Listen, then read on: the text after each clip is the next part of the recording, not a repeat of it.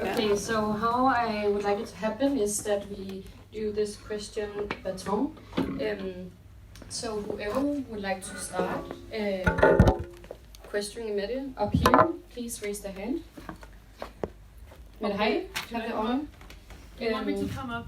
I think, yeah, we thought it's better. I don't know what we thought, but we thought it's nice with questions, right? And here's the mic. Yeah. After some time, we'll invite a new person to stage. If you just have a single question, I encourage you just to raise your hand. I think also if it's boring, you just swap with the one asking questions. You know, just push them away and say, I have a more interesting. I thought that I have known Mette for many years, for 30 years, I think, almost.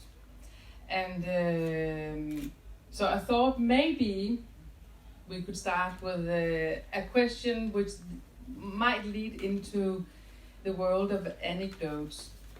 And when I worked with Mette 30 years ago, you were in the sales department at TV2, and you used to say the worst documentary, the short addresses.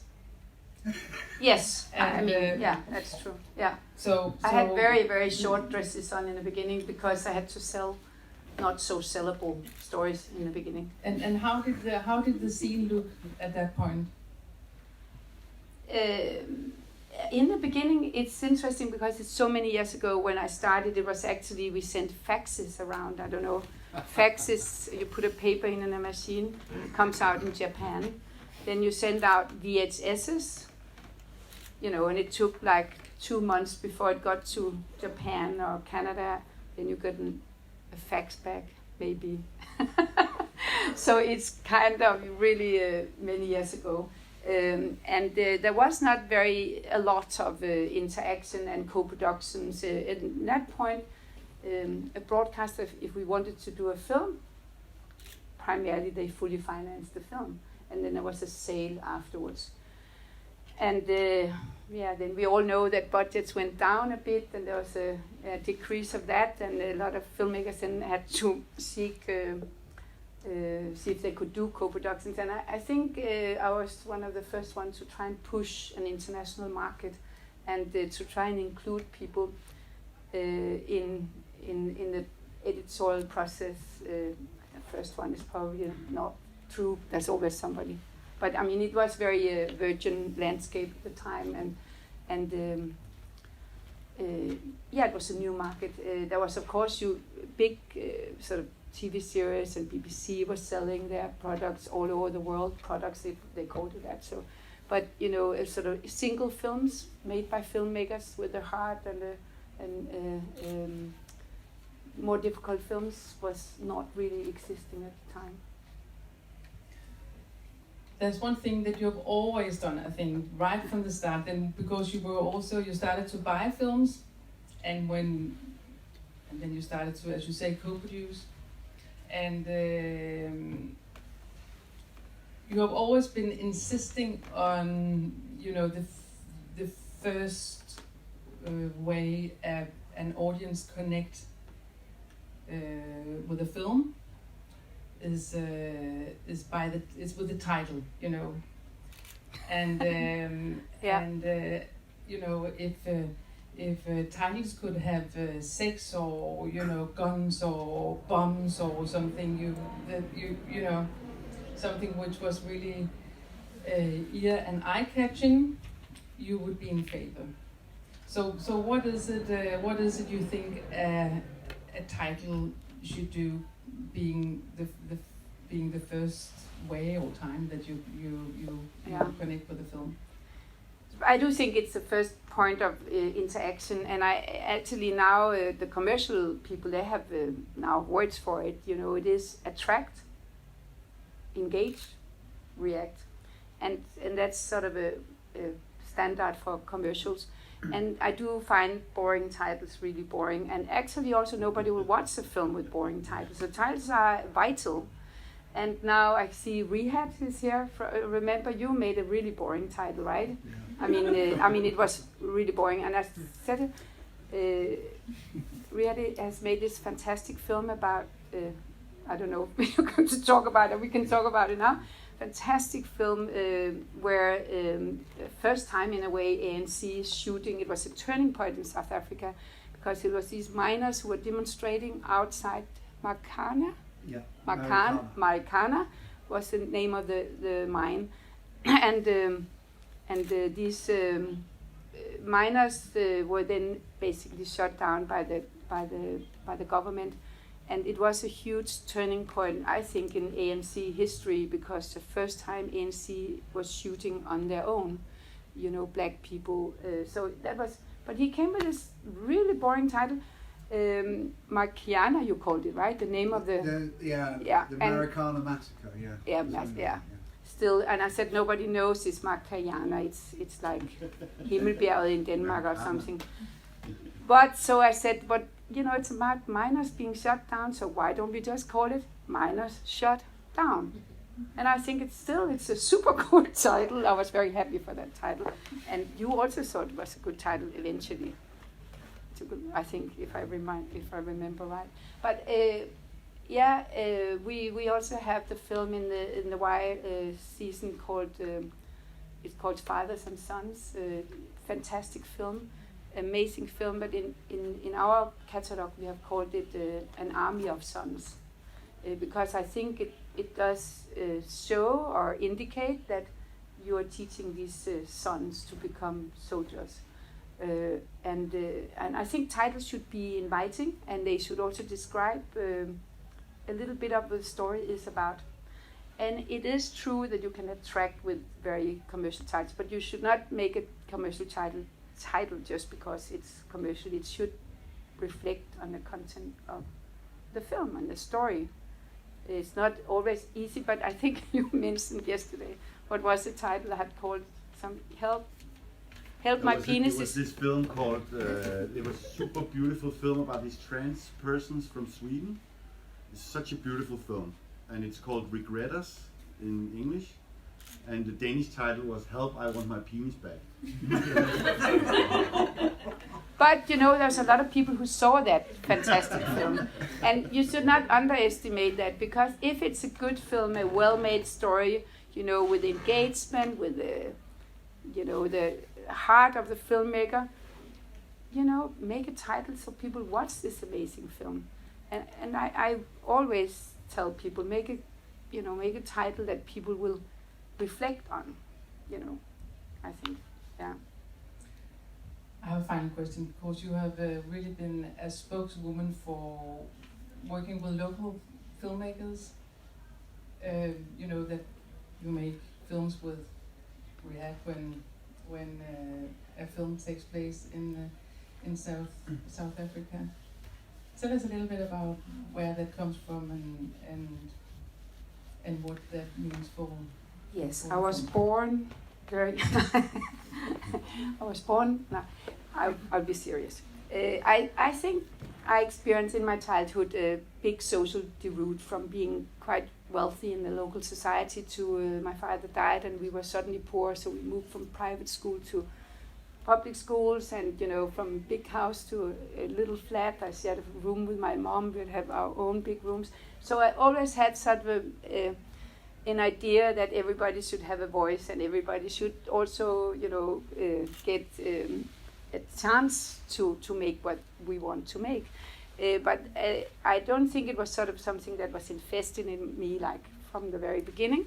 But when I started to, I became head of documentaries at TV2, and I saw what we could buy was mainly, films from Europe and America.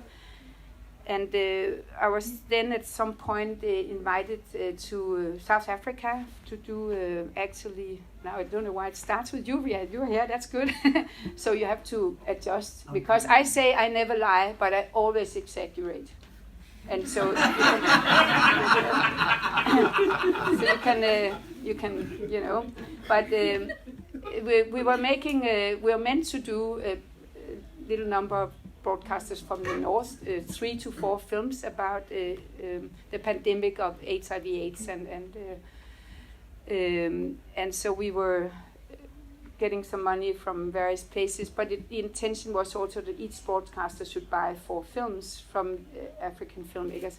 And at that time, it's fair to say that there was not really an environment of black filmmakers in South Africa, even though it was in 98 or something?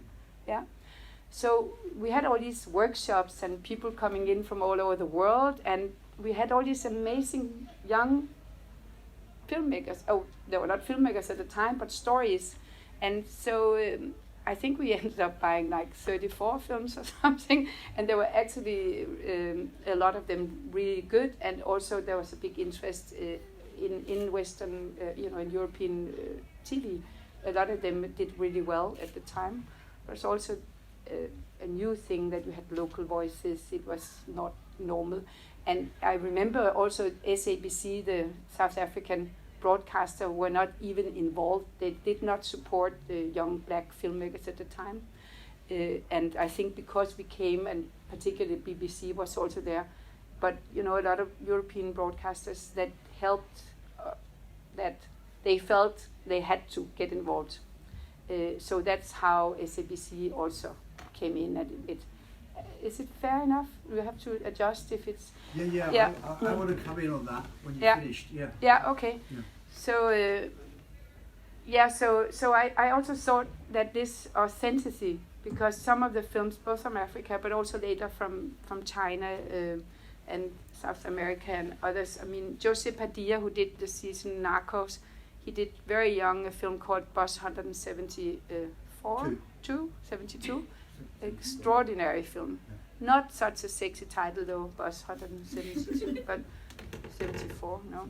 But an extraordinary film, and really an insight into the inefficiency of the police, but also how poor people were in Brazil. I don't think we were in Europe used to see that at the time. I mean, now these pictures, they travel fast, but at that time it was unusual to see, police shooting kids who were living in the streets just because they want to get rid of them. I mean, it was a tough film to watch, but a very strong film. So I got this passion for authenticity, and I do believe that local filmmakers can get a better picture. Before, you can say local filmmakers, we sent out journalists to cover developing countries or whatever, earthquakes and everything, and all Western broadcasters did that, and I think it's taken maybe 30 years to really establish local voices from all over the world. And recently we have a call for new films about freedom, and it was the first time I got a pitch from Tajikistan. I've never got a story from Tajikistan, and it looks actually really interesting. So it is more and more is coming, and I don't, So the authenticity, I also think that a local filmmaker, of course, know much better than we do what's going on and what's the implications of societies, politics. But I am not. I hate. Is that a good word to say? I disagree. Depends on what you want to say. Yeah, exactly. I got advice before I said something. I actually disagree that white people cannot make films about black people and black people cannot, or only some white person from London can make a film about fat people in Bristol, or it's. I simply disagree on that. I think, and we have a good example in the film Democrats and President. It's a Danish white fantastic director, and she infiltrated and filmed in Zimbabwe for 10 years now. And the first film, she won lots of awards, Tribeca Best Film and stuff. Like it's an extraordinary film. So if you are interested in storytelling, you must see. It's called Democrats and President, 2 extraordinary films. And now he's bored. But I just want to I'm finish. not bored. I just it's okay. Okay. I'll come and sit next to you. I want to come in on this because it's the same topic matter. Yeah, okay, we'll because Do you I wanna just do it? want to finish my sentence and say, but she did win in Encounter Festival in South Africa because I think maybe that's what you want to say, that in South Africa or in Southern Africa they knew that maybe only a white girl, like a woman director like Camilla, could get that access. So, we should be careful not to be too woke and too political correct, because it's actually boring to be correct. You have to push. No? I remember I was at Encounters. This is Rehab. I was at Encounters and we was talking about the subject matter. Okay. And Encounter is a festival in South Africa. A documentary fest. Yeah. And I said, if you look at Spike Lee, what are his best films? They're about the Jews or the Italians. The moment he goes into his own community, he gets really soft and fuzzy, and he's not willing to go there really. Yeah. Not critical. He's carrying too much baggage often. So, but I'm sitting here rather than standing up there like Mette. I can stand up here then. No, sit, because it's a difficult one. Okay. So you go Dokumania, brilliant. You set off a whole thing here in Denmark, and then you go to South Africa and you start these big series of films, right? So, there's steps, as you say, 34 films, and then why democracy, why poverty, and I think that was great because commissioning editors, I'm sure, have got their own pressures and coming together to do these films. You can bat off your controllers and the bureaucracy above you and give space. But I wondered if you thought about some of the unintended consequences, and this speaks to the mogul thing, right? Not my commercial. Yeah. Yeah. So commercial. Yeah. But what happens is, from where I was standing, Steps was brilliant for me. It set up a whole number of careers of black filmmakers off. Foundational Steps for the Future, the HIV series, and but it was tough because you're working in a machine, right? Yeah. And you got to run with the rhythm of that machine. And there was also not a lot of experience at the Yeah, time. and a lot of your filmmakers had never made a film before. Yeah, it was great having. We made TV docs, but hadn't had the ambition to take the stuff further. And the professional support was brilliant, and just the exposure to the international world of documentaries. And I'm sure that's true for many people who participated in the series or films that went on. But this is where it gets difficult, right? Yeah. So you then, leave. No. You become, I used to tease you, the Queen of African documentary, and you loved it, as you would. Nick, you're at your height there, right? You're the arbiters of taste. So you're influencing a whole set of, if you want to make a film about democracy, he said there's not much space unless you're in My Democracy. And make a film about poverty, there's not that much space. So it's almost like you're funneled in, okay? And you have to, and I think, and this... Come up. No. So yeah. Then what happens? One example of this is the act of killing, where, there is a concerted attempt to stop its nomination. Nick writes the article, why this is a snuff movie and stuff. So that's the difficult. But do you think it has to do with the... I think it does, because you're actually controlling so much space, which was important in terms of your own industry and coming together as commissioning editors and trying to build that power and work internationally. Yeah, but you've got this flip side to it, where we're the kings.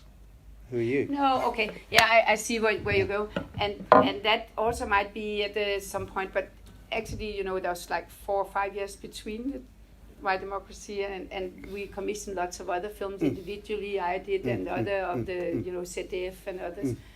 But I think I was more feeling that, you know, this sort of collective work worked well, also for you, you guys. But it's become more and more difficult for broadcasters to do these things, and also for the why.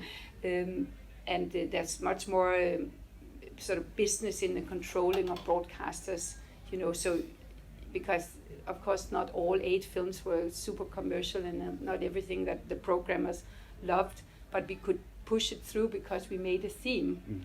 That is why we did it. Actually, was say, okay, how can we set the big agendas, you know, with the voices from the world. So all of them, you know, had filmmakers from all over the world, and then also get it shown and to reach people. And it is true that we had to fight both ways.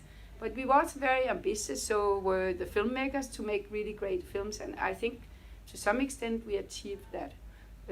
I actually felt a bit more like, you know, when we left, then it was hard for you to I mean, when I say you, but for South African filmmakers to actually get SABC and get money and all these things that we, you know, in this country we have a film institute, we have broadcasters who support to some extent, but you did not, and we had, I mean, there was a lot of film made, and then suddenly there was nothing, right?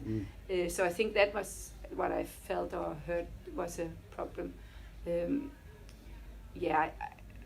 I don't know, maybe I didn't feel we were too sort of, you have to No, you know, that was a good, I felt it strong was a process. collective process, and I felt also the films were really good in the end. It's always a struggle. But you were also a very aggressive young man at the time. Oh, absolutely. He was so aggressive. I was like, fuck these commissioning editors. And he didn't like white people at all. Still don't. Still don't. And also, maybe I remember that wrong, but I still, you had, Ray had a very interesting but difficult childhood. Yeah. His father was working for ANC but out of London, fled South Africa, and you were, if I remember right, from Eastern London, tough life. And No, really. North, quite North? middle class. My father was a barrister, yeah. Okay. But it's still difficult being black. Still difficult being black in a place like yeah. that. Yeah. And you had this sort of, always you talked about this thing, and I think I said to you, why don't you make a film about your dad-son relationship? And I supported the film. That was a lovely and I film. think you became a better person after that. Absolutely. You got all your aggressions out. Well, I don't know. Well, some Actually, of I never asked you that. Okay, I have a question. Some of Yeah. it. No, No, it but gets boring. active killing, come on. Okay, I hate active killing. I don't hate it. Okay, I'll sit also next to you, Mette. Yeah, that's nice. You are what the young people today call OG, Yeah, absolutely. original gangster. Yeah, no, okay. I thought you meant I should come in with a... When I met you 20 years ago, and It's a long time ago. and approximately, You were a young man. I'd never forget the first meeting we had. This is Frank, and he's My name is now Frank. consultant at the Danish Film Institute, and he is a filmmaker in his own Yeah. rights. I came with a film that I shot in Colombia about the guerrilla girl, about a guerrilla movement there. Yeah. So I came, and you were the commissioning editor Was I at rude? TV2, and you said, are there any feelings in this film? Because the only thing that interests us is feelings. Emotions. Yeah. Do you still think that? I think I'm told by Kim and others who work with me that the thing crime by, I do believe that if you touch people's hearts, you touch their minds. So I think you can of course make structural movies about history and stuff where there's not a lot of emotions, but I think if you do contemporary stories about people, about systems, or you know, like even the Roger Stone film, you have to have some emotions and something that either upsets you or you want things to go well, or you know, you can't understand this, so you get engaged. It's very important to get engaged, and I think you should also always wish to entertain. You know, the storytelling should be entertaining, and I think that's something that's forgotten in many documentary filmmakers. It's quite boring to watch many films because there is no story, there's no hook that sort of this is where we're going, this is the story you want to tell. You have something at heart. You want people to understand something. Also, I think, most films should be driven by something you feel is wrong in society. But I'm a very much human rights sort of engaged, social, political unfairness. I think it's important that we do documentaries about that. And just to go back to Act of Killing, I think it was a toy for the best, most intelligent, qualified filmmaker. But he treated the story like it was a game. And I don't think killing people is a game. So, and I also think that we should always, in films, whether they're from Indonesia or somewhere far away, you should treat them as if it's a story that takes place in your backyard. But when I met you there 20 years ago, I liked you immediately because you are not trying to be something you're not. You're a very honest person. And honestly, it can be very confusing to be with you, particularly because you're always interrupting when people are talking. Yes. Right? Yeah. But it's because they stay in the same place as the Film Institute. So when all the newcomers of Mette's employees, I always tell them, but you have to really not be so. But I wanna ask you about something about this, because I think that it's really a quality also with you that you are completely unapologetic. Yes. But is there anything that you would like to apologize for?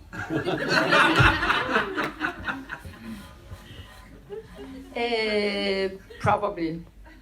Take a minute. It's okay. Yeah, okay. Take a minute. Yeah. It's okay. Yeah. We're not in a hurry. The most honest thing she ever told me, and I was quite shocked. No, but we need her to. Okay, but. No. She said, we've got this slate of films and a lot of black characters in them. Main protagonists are black, and it's a problem because when Danish people watch these films, they turn over. Yeah. They tune to another channel. And I was like, God.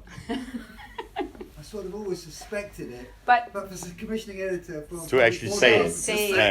To say it. But I do find it's easier if you say what you feel and think.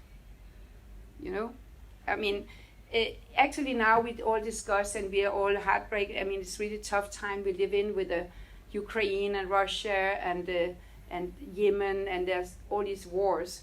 And there is a saying in Russia, but I think actually it's a saying that could go in everywhere where there's repression and no freedom of speech and thinking and thoughts and humor or whatever. It's a Russian saying that I lie and I lie. So they have a conversation where, with sort of polite talks about the weather and whatever, because nobody can really see what they feel. There's a very good German book from the Second World War called Alone in Berlin. So all these things about you can't say anything. And I think where we do have still free speech to some extent, we should say what we feel and what we think. We should not keep it back. And in our industry, there's a lot of politeness, and all films are awesome. And I hate going to America where everything is awesome. The most terrible film is awesome. And I think we need to say, if at least, particularly if you're asked, but I tend to also say things before I'm asked, but say what you feel and what you think. Okay, and then back to the question. What was the question? Is there anything you would like to apologize for? I think I've been quite rude if there was sort of a deadline. I think also I was quite rude one night with a lawyer of a filmmaker in America, where we were editing a film here with a filmmaker, and suddenly they want, these deals that we have made were collapsing, and so I had to actually. But you don't want to apologize for that. What? You don't want to apologize. But I shouted I was quite rude, I think. No, anyway, but probably a lot. But I tend also not to look back, which is a good thing. And I normally say I have no memory. So every day, that's why I'm happy also, even though there was somebody this morning from Germany visiting, not from our industry, and I just showed him her the slavery trailer, and she had tears in her eyes. She said, "How can you work with this?" But I do think we are like, like in an airplane, we need to put the mask on and get oxygen, and then help, or not help, but get people to watch documentaries that are important and change hearts and minds. But what was your question again? I forgot. No regret. Is there anything you want to apologize for? Oh, yeah. But then you have kind of answered because you say you can't remember. No, yeah, that's the thing. So actually, I get up in the morning and it's a new day, and I really try not to have too many worries and things from the past. And Okay, that's also a limitation I have. I move forward, and I think tomorrow is more interesting than yesterday. Okay, but we can go to tomorrow in a minute. But let's just talk about right now. I mean, what is this is super kind of very Mette kind of situation, because what is it that we're really doing here? I don't know. What is this? No, but I think Mathilde tried to explain. This is because we were doing 3 Why Argues. And yesterday it was really, really interesting. Pity you were not there yesterday. But it was about this Russian professor and how in Russia the whole curriculum in schools and universities are sort of manipulated with. And for instance, there's nothing about, what was it he said, about Chernobyl in the books. Nothing. So that was really interesting. And then tomorrow we have a really also interesting Why Argue, and it's Najib and it's about. So I showed this wonderful film to an investor, right? And then he said, "We can't show this film because there's no hope." And the film is about how, in Afghanistan they open for the school. But now you're talking about tomorrow. No. Yeah, but it's what's happening tomorrow? What is this? Okay, but this is a fantastic. It will be really interesting tomorrow. So you should come tomorrow. Maybe a mistake to come today. But we had another interesting thing for today, but these people didn't come back to us, and one got ill, and then there was a deadline, and then they said, why don't you just talk about your 30 years? It's after all 30 years. Yes. And that's why we sit here. Maybe that's a mistake too. So we are talking about the development of the media landscape the last 30 years, how you see it. You've been making documentaries, you've been getting them all over the world, and for the last 30 years, like we have these numbers like 200 million. I think you came to me and said that billion.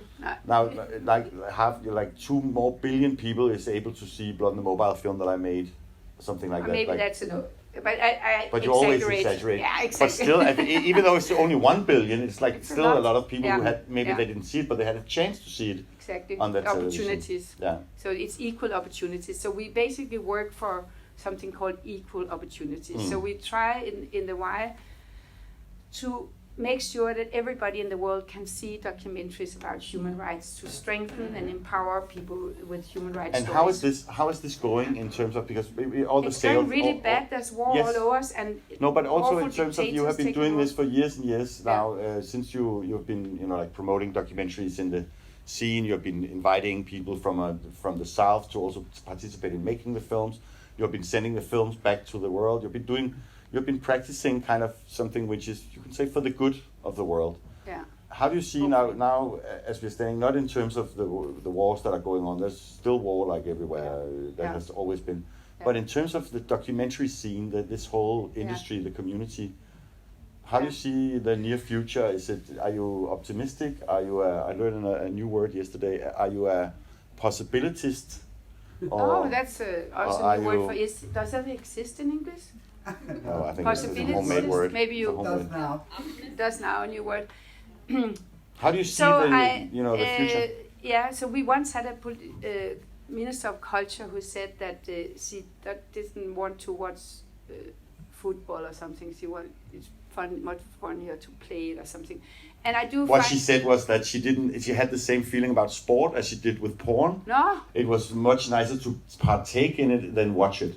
Okay, that was what she said. You see, I'm so polite. Okay, but I think it's hard time for documentary filmmaking, and I see, you could just see the festivals, the many festivals. There's so many consultancy. I think that today they spend more money on consultancy fees and travels and venues and events than actually on the films. I think they spend more money on, you can take courses in impact, for instance. How do you make impact on your film? And it costs a fortune for these young filmmakers, and basically you think it's not rocket science. You want your film out in Africa, you take each country, maybe even write to your embassy or something, but find out, somebody, find out who's there, how does it work, send the film to them, can you take it out in villages? It's just basically hard work. It's not something you can figure out on a piece of paper. So I think that we should go back to where there's investors and filmmakers and not all these sort of in between. And investors can also be impact investors or broadcasters or cinema investors or whatever. But that the communication should be more direct, and we would have much more money for the films, and we would have much more money for actually real impact on the ground and not just the theory of it. How do we do that? Yeah, first we kill all the consultants. No, that was a joke. Thank you for clarifying that.